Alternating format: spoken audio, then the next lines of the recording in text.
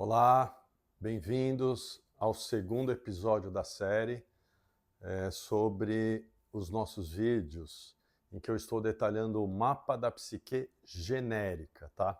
Não é o sistema operacional, por assim dizer, quando a gente fala de enneagrama, tá? O enneagrama a gente mostra um mapa também, de alguma maneira, da psique de cada tipo do enneagrama por um prisma que cada um nas nossas personalidades vê o mundo, tá? Que também tem a ver com as nossas defesas, mas eu não estou aqui falando do tipo do enneagrama. É importante dizer por quê? Porque o mapa da psique genérica, da maneira como eu estou detalhando aqui, ele se aplica para todos os 9 tipos do enneagrama, independente do, vamos dizer assim, o seu sistema operacional específico para você que já conhece o seu tipo de enneagrama. Você que não sabe, então nem você vai entrar nesse detalhe também, está tudo bem. Vale essa ressalva. Outra coisa importante a dizer é que no primeiro episódio dessa série, que também já está aqui no canal, né, eu falei sobre a nossa camada mais externa, que é o eu máscara, ou como Jung chamava, persona. Para quem está chegando aqui no segundo episódio, eu recomendo que assista na sequência, né? O primeiro vídeo que está aqui no canal, sobre o máscara ou persona, e esse segundo episódio a gente vai focar, eu tenho feito aqui por camadas, cada camada da nossa psique em um vídeo específico, para não ficar muito longo e também, obviamente, que facilita o meu trabalho, né? E essa segunda camada que eu coloquei aqui em amarelo, para quem assistiu o primeiro vai ver que eu fiz aqui uma atualização no nosso desenho, coloquei aqui agora em cores, tentei dar uma melhorada. Agora a gente vai falar para a camada da nossa psique, que ela está por debaixo, você vê que o próprio diagrama já deixa isso claro, né? Ele está por baixo do nosso eu máscara, que é o nosso eu inferior.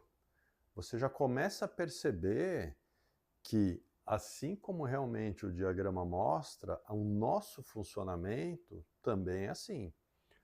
O nosso eu inferior está coberto pelo nosso eu máscara. Ele está, a nossa máscara está de alguma maneira escondendo, ou cobrindo, ou disfarçando a segunda camada que a gente vai falar hoje do nosso eu inferior, ou, como Jung chamava, sombra.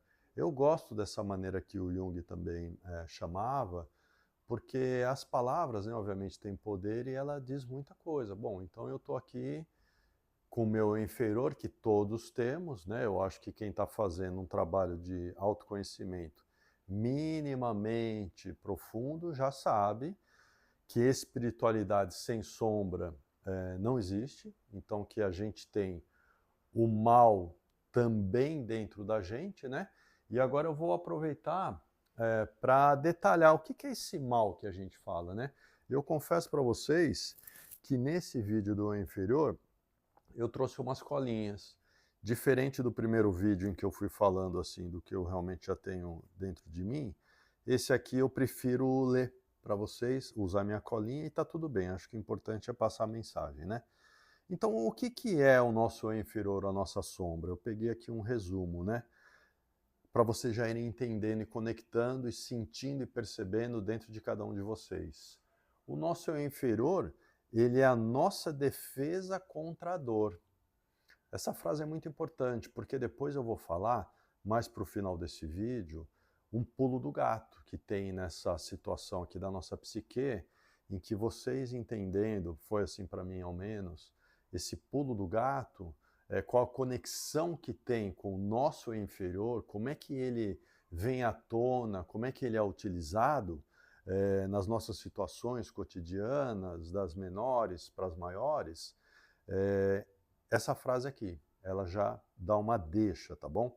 Então, de novo, ela é a nossa sombra ou inferior, ela é a nossa defesa contra a dor. Vamos guardar isso, tá bom?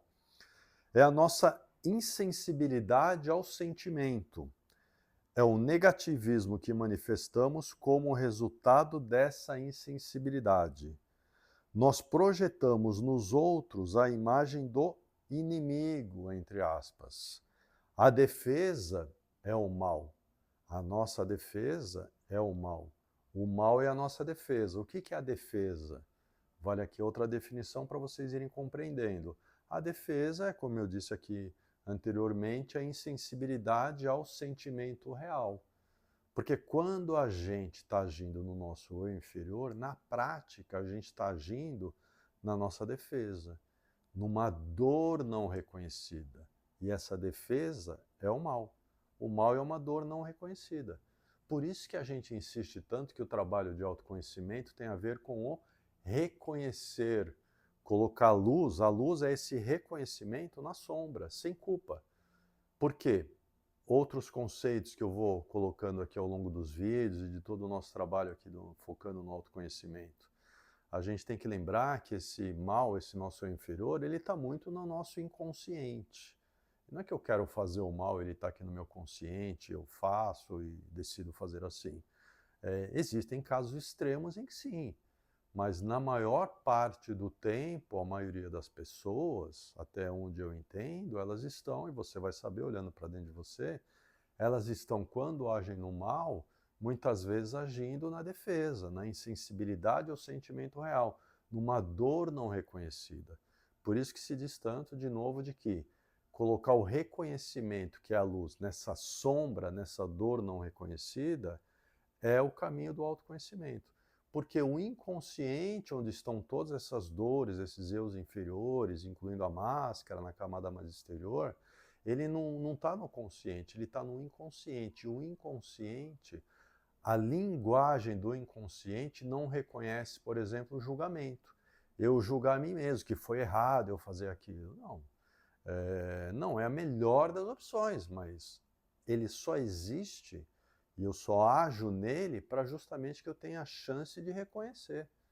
E de eu fazer esse trabalho de reconhecimento, que é justamente colocar a luz na questão, no assunto em que eu agi do mal, que eu vou conseguir colocando luz nessa sombra e tirando do inconsciente, passando para o consciente, e esse mal, essa minha defesa, esse meu eu inferior vai perdendo força. Tá? E aí eu vou me aproximando, que é para vídeo mais adiante, dessa camada aqui que eu coloquei em azul, que é o meu eu real, o meu self, o meu eu superior. E a minha energia passa direto, sem essas interferências de coisas, de dores e sentimentos, insensibilidades, não reconhecidas dentro de mim. No último vídeo lá no fechamento, que eu vou fazer a integração, eu vou dar mais exemplos bem específicos para a gente concluir toda essa integração e com exemplos bem mais práticos vocês compreenderem o todo. Por enquanto, hoje eu estou focando na segunda camada, inferior ou sombra, e por isso que eu estou inclusive lendo aqui para te passar esses conceitos e você ir assimilando, tá bom? A essência do eu inferior é a intenção negativa de ficar ao largo da totalidade da vida e depois tornar grandiosa essa separação. A gente não faz isso muitas vezes? A gente tem a intenção negativa de não estar na totalidade da vida, de não entregar ao mundo o melhor de mim, eu estou lá no inferior, está na minha máscara, no fundo eu não reconheço as minhas qualidades, não entrego para o mundo, não estou no estado de flow, como eu falo em outros vídeos, não estou no prazer, não estou na minha energia vital. O que eu faço? Eu estou na separatividade, não estou entregando o meu melhor para o mundo, que é o gostoso de fazer, não é isso que a gente fala aqui nos vídeos? Que o enneagrama, que o autoconhecimento ajuda a gente a se conhecer melhor e está entregando para o mundo, essa é a parte gostosa, eu não estou me separando. E a gente faz isso da separatividade, olha que interessante, depois ainda torna grandiosa essa separação.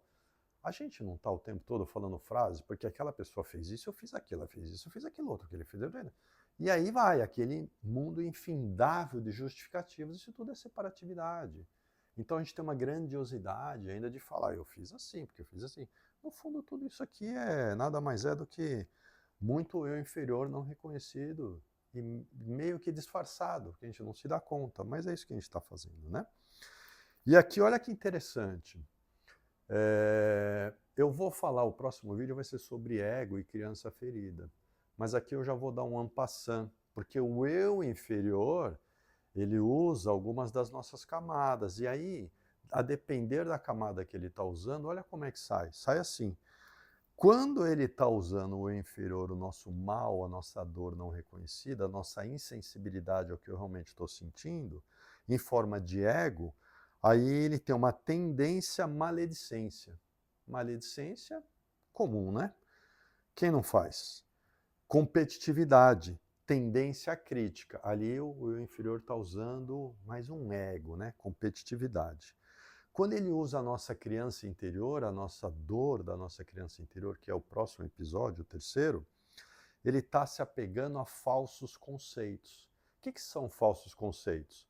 Ou concepções errôneas? São as chamadas crenças limitantes. São erros que a gente tem. Nisso o Enneagrama nos ajuda muito. Porque a depender do tipo, ali está muito mapeado já quais são nossas crenças errôneas, que a gente está naquela motivação fixa de cada tipo do Enneagrama. Então, aqui já uma dica, ali ele está usando a criança interior, que ali naquele momento ele está usando as nossas crenças limitantes ou falsos conceitos, concepções errôneas, como eu disse, e a negatividade defensiva resultante das mágoas da infância. Ali é que o inferior se apega, tá? E mais a fundo, na alma, ele usa o desespero e a amargura. E qual era aquele pulo do gato que eu queria dizer para vocês? É justamente esse aqui. Esse aqui tem muito pulo do gato, porque o do ego a gente pega mais fácil. A gente faz a maledicência, a fofoca, a competitividade, a comparação, a gente percebe mais claramente, vamos combinar? Que é o ego agindo. A gente até sabe dar esse nome, ego, isso é mais popular até, né? Das pessoas falarem, bota a culpa no ego e tal. Quando a gente falar de ego, a gente vai ver que o ego leva muita culpa, mas é porque está no dito popular. A gente usa errado esse conceito do ego. Vocês vão entender por que no terceiro episódio. Mas continuando aqui, qual é o pulo do gato? O pulo do gato é exatamente esse, em que o nosso eu inferior ele está usando os falsos conceitos. A negatividade defensiva resultante das mágoas da criança. O que são as mágoas da nossa criança interior ferida? São as nossas dores não reconhecidas. O eu inferior, quando ele age, e ele se esconde atrás de uma máscara, ele está usando a nossa dor da criança ferida, que no fundo ela está na alma. E aí é uma defesa, por isso que a defesa é o mal. Vocês entenderam a conexão do pulo do gato? Ao ouvir isso pela primeira vez, eu entendo que seja um pouco complexo e muita informação.